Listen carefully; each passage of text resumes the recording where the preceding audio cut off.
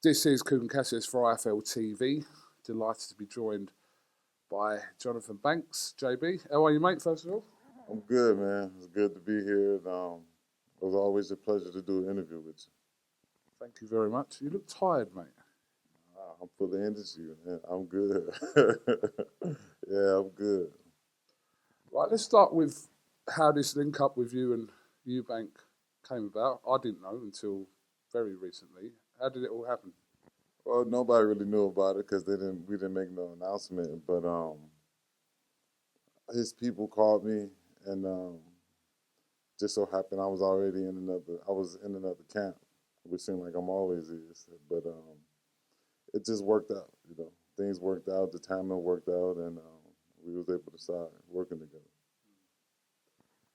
Obviously, we don't have to go into it, but yesterday's press conference was rather eventful. The situation was obviously rectified. But yeah, it was a bit of a wild press conference yesterday, Jonathan. I mean, it was outside of the Eubank situation. It would have been boring, in my opinion. It was lights, camera, action, and it was a lot of hurt feelings. So they say the truth hurts. So I don't know, but it was more. It was funny. It was funny to me. So yeah. Like I said, that situation has now been rectified, shall we say? So yeah. Common stigma kind of attached to Chris over the years is there is a perception that at times he hasn't listened to his trainers. I'm sure you know, obviously, who has trained him over the years. But have you found that dynamic, obviously, without actually having an actual fight with him yet? As of right now, I came in. Okay, let's back up. How I am, whoever I interact with, whether it's a person I'm meeting on the street or however, I come with zero expectations. I treat people according to my reaction to them is how they treat me. So how he is with me right now, everything is great. So I came in with no expectations, and what I see now is just a kid that's that want to fight and want to win. So um, to me, that's how over the years in my life I approach every situation. I approach every situation on how this individual acts towards me. Like he could be the meanest person in the world to everybody else, but if he's nice to me, I'm gonna treat him not. I'm gonna treat him how he treat me. So and that's the bottom line to it. I can't go. Like I learned one thing a long time ago. You can't go off rumors. You have to go off how the individual is with you, because you don't know what someone else may have done to that individual. So I go off how he is with me, and how he is with me. Listen, everything is good. If I ask him to try something, he'll try it. So we got no issues right now. Jonathan, can I ask how long you've been working with him for? It's been a short while. It haven't been long, and that's the surprising part, because it takes a long time for someone to really start to listen. If someone's not gonna listen, it takes a while for them to start. But if they start listening in the beginning and they see what you're saying is beneficial, then they will continue to listen. It's almost like you with your business, okay? You started in the amateurs with the phone, yeah? So, and now you you've grown to this. But what I'm saying that to say, if someone sent you on 3 interviews and the person said, "No, I had no idea you was coming," and they closed the door in your face, eventually you'll stop listening to that person, because what they're saying, what the logic they're giving you, is not adding up.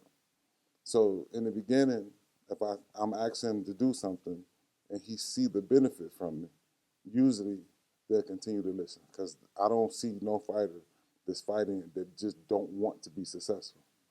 If they see success in the advice they're given, they'll continue to listen. When they stop listening, it's because they don't see the success in what you're telling them. So they stop listening. So that's how I see it. I like the way you made the analogy between my world and your world.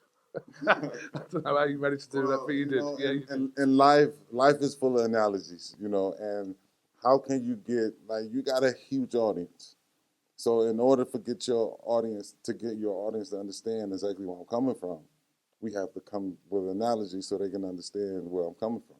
And maybe they want to see me again. Maybe they maybe they see a bunch of emails like, I interview him again, and who knows. Jonathon, I do want to ask, obviously, you said there that you've only been working with Chris for a short amount of time now. Two fighters, obviously, we know he's fighting Zeramatt.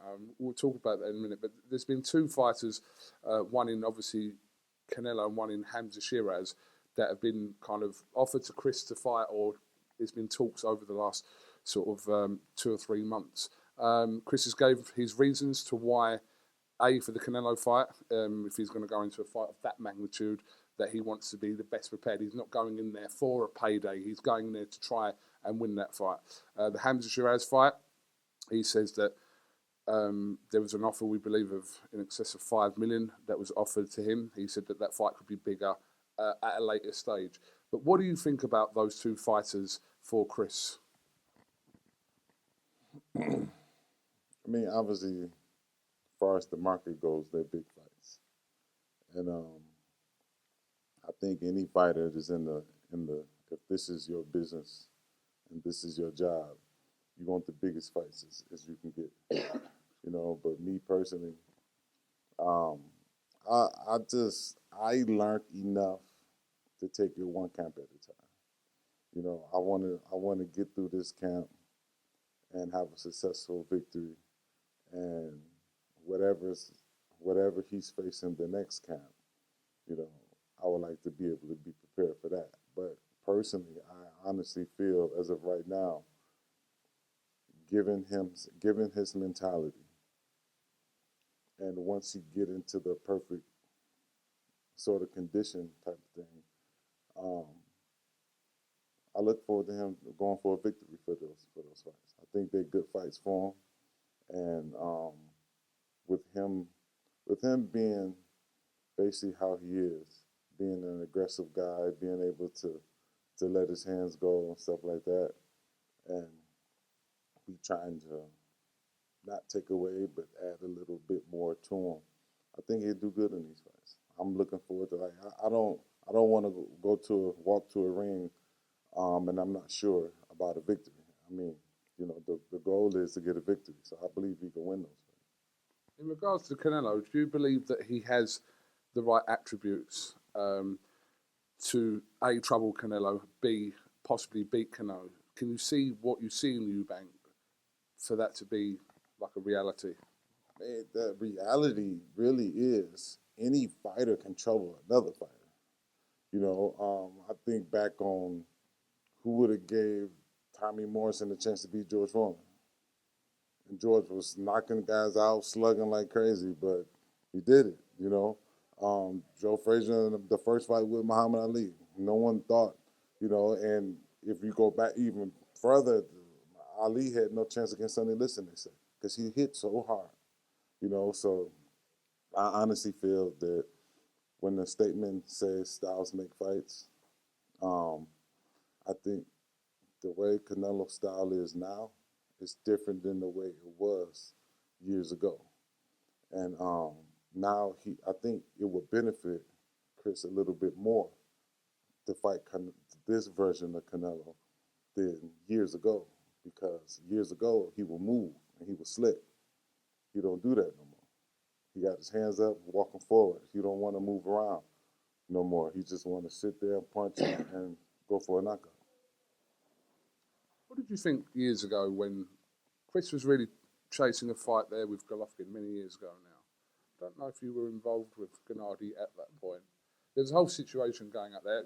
It ended up Golovkin was fighting Kell Brook at that point. But that was quite some time ago. Obviously, all these fights we're talking about was in Golovkin. We don't know what's happening with him, whether we'll ever see him again. But these fighters are different fighters now, like you made reference to. Yeah, I'm happy the fight didn't happen.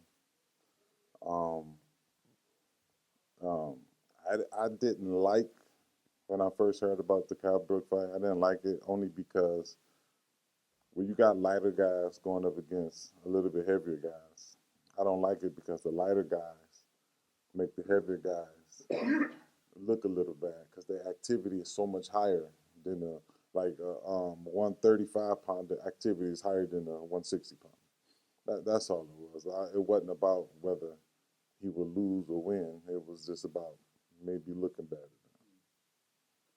Let's talk about Chris's opponent on the 12th of October in Riyadh. Someone, again, you'll know, Sarah Mata. What kind of tests will Camille provide for Chris on October the 12th? I mean, I think the test that Chris is going to face with Meta is, I think this kid is relentless, and he's coming to try to prove something, and he's not the more popular in that fight. Chris is the more popular guy in the fight. So this guy is he's looking at it. I think his opponent, Meta, is looking at it like, I got something to prove, and I'm gonna show you that I deserve to be here. So with that being said, but Chris has the same thing. You know, the reason fighters still fight is because they feel they got something to prove. And I believe that with Chris is fighting, he has something to prove, that he still can fight, he can win the title. And I believe that that's what's going to allow him to maintain his success on the fight, because he still have that hunger and he still has something to prove. Jonathon, obviously, I know you guys are focused completely on October 12th. We mentioned about those possible situations there with Canelo and Hamza Shiraz. The other name that's prominent and always will be prominent in Chris Eubank's career is Conor Benn.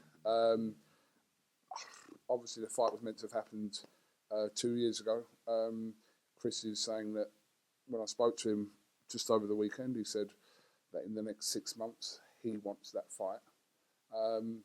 Obviously, the biggest, not say a concern, but the thing around this fight was that weight difference between Conor Benn, who is a welterweight. But what's your thoughts on that fight potentially happening? Okay, let's say first of all, if as far as the things I've read, I haven't heard nothing. The things I've read, Conor Benn wants this fight, and if he wants to fight, in my personal opinion, if you 147 and the guy I want to fight is 160, then I need to eat some more Cheerios and get up to your weight class, or shut up about it. Honestly, it shouldn't be no catch weight. If I want to challenge you to a duel, I'm not gonna ask you to lose weight. If you talking how you talking, saying we need to fight, okay, let's fight. But I'm not losing no weight. Why would you try to get your opponent? Don't try to get your opponent to lose nothing. Come up to his weight class and challenge him. That, for me, is cut and dry, just like that. But there is an argument to that Chris wants this fight as much as Conor Benn. So your opinion of Conor Benn, yes, wants that fight, but equally, Chris Eubank would want this fight as much as Conor Benn. So if that is the case, then a catchweight does sound the more appropriate thing to do, no? I don't think so. I think a catchweight only benefits the guy who got to lose the most. I mean, in boxing, like this is just me. Okay, my feelings have nothing to do with it, you know. And guys wanting to fight other guys, this is a strictly more so of a business move. So on the business side, we have to make sense, because ain't nobody doing this for free. You know, so whether they say, "Oh, this person is not," if it's personal, you do it for free. So if you're not doing it for free, it's still business. So on the business side, the best thing for Eubank is, if Conor Benn wants to fight, come on up to where where the man is, and we fight. But if for me to have to lose a significant amount of weight just to fight you, and I gain nothing, I get nothing but bragging rights for my city, I mean, what sense? What business sense do it make? You know, that's what I'm trying to figure out. What business sense does this make for like someone like Eubank to lose weight just to fight this guy, to make him comfortable? Like, if you want to fight just as bad as I do, okay. If we both want it bad, come on up to where I'm at, and let's have it. And there's no meeting in the middle, you know. If you really want it, I really want it, come to 60, let's fight. Yeah. Well, look, I hear your point. I think it's unrealistic to happen that way. I agree. But I mean, you talk about bragging rights. Obviously, the long-standing kind of rivalry between the families is, it's a big deal here in the UK. That fight is a huge deal still here in the UK. Yeah, I get it, and I understand it. I understand where the history come from. I'm not overshadowing that at all. So that's my whole point. That's why I'm saying, why is this so? You can't make this personal in the business. Stop. You trying to they want to make a personal decision in the business, and sometimes you just have to keep business and allow your personal life to stay at home. Because think about it, once you get, I've seen fighters that took something personal. It's okay, I'm gonna do it, because they made it personal, and they had devastating losses.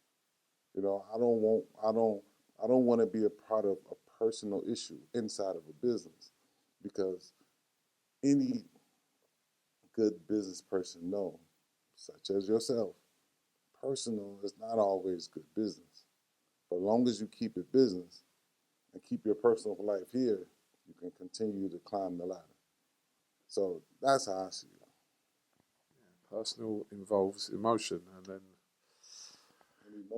And emotions in the sport leave you. It leaves you making the wrong decisions and giving the wrong instructions, because you're getting so personal, and it shouldn't be nothing personal. You have to learn. I was taught by the late great Eubank Stewart. He always taught and kept it everything. When it comes to boxing, you keep it as professional as possible, because it's business.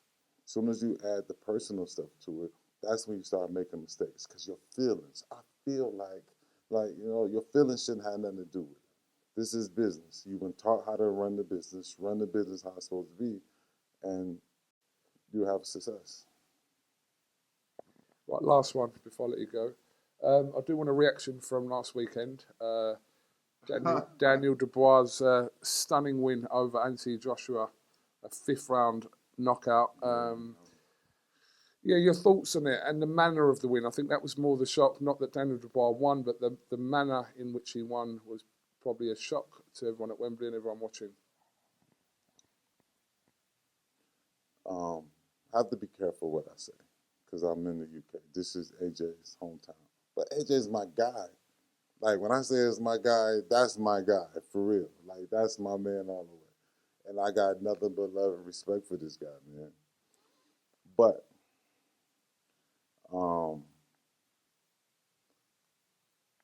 it seems to me that the same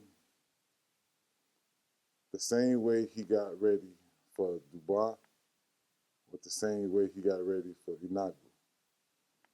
I mean, his team, they got so much credit for knocking out a guy that's 0-1.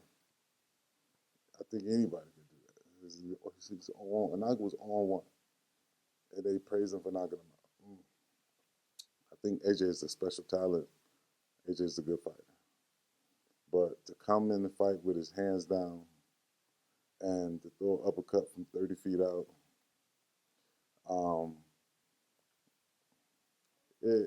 it's just, I can't say he wasn't. It looks as though he wasn't prepared.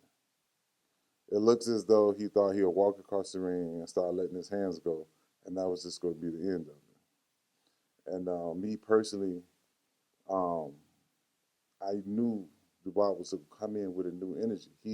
Him beating I can't think of his name. Hergovich. Him beating Hergovich was a new birth for him. It was like breathing brand new life. And when you breathe brand new life into a heavyweight, it's like he's having his debut all over again. And he came in there with such powerful energy that he was coming. The only way he wanted to leave out that ring is either he get knocked out or him knock somebody out. That was his energy going into the fight. So I didn't like to see what happened, but AJ said after the fight, he's a warrior, he's gonna come back. But I just would like for him to come back with a better game plan. You think it's the right thing for him to rematch him in his next fight?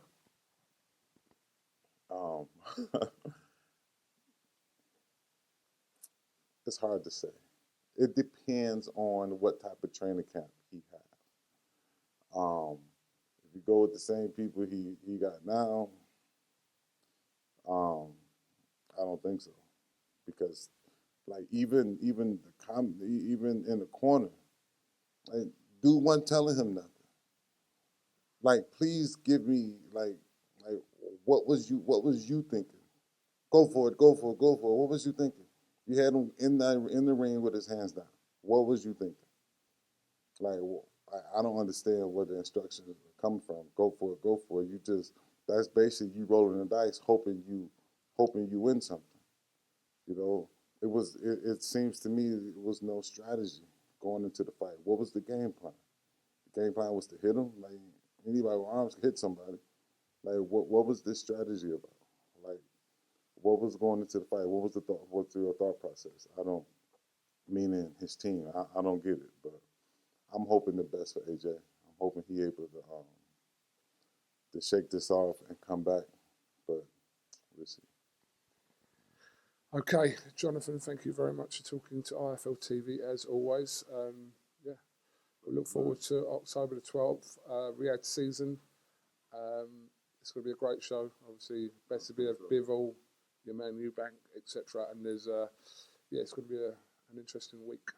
It's an interesting week and a heck of a fight card. I'm looking forward to seeing it.